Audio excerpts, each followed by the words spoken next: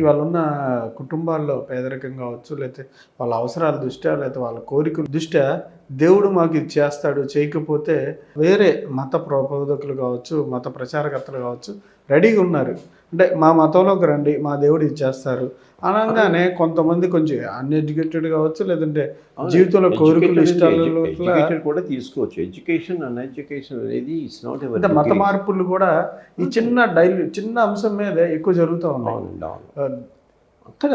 అక్కడ కూడా చూసారు లేదో, క్రిస్టియానిటీ చూసుకోండి, వాళ్ళని కూర్చోబెట్టి కంటిన్యూస్గా ప్రే చేస్తారు. అదే ఇలా అడుగు, ఇలాగ అడుగు, ఇలా చెయ్యి, వాళ్ళు థ్యాంక్స్ చెప్తూ ఉంటారు, ఒకేప్పుడు ఇలాగ అడుగుతూ ఉంటారు. అది ఇక్కడ కూడా మీరు కూడా అది చేస్తే definitely those vibrations will go. మీకు ఎప్పుడు అవసరం అవుతే అప్పుడు వస్తాయండి, అవి కూడా మీకు కూడా వస్తాయి.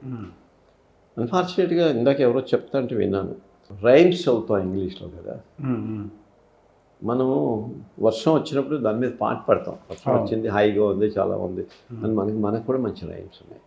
ఇంగ్లీష్ రైమ్స్ ఉన్నాయి, rain rain go go go go out అని రైమ్స్ ఉన్నాయి. నువ్వు వచ్చేది అది that is giving you A life అండి. నువ్వు వెళ్ళిపో అని నిజంగానే వెళ్ళిపోతుంది అంట. అది ఎవరికి అప్లై అవుతుంది అంటే బాగా చలి ప్రదేశంలో అప్లై అవుతుంది. అది మనకు అప్లై అవ్వదు కదా. So these are the finest things ఉన్నాయి అర్థం చేసుకోవడానికి. ఇవి కూడా పనిచేస్తాయి, డెఫినెట్గా పనిచేస్తాయి. దానికి ప్రూఫ్స్ కూడా ఉన్నాయి సార్, ఖచ్చితంగా.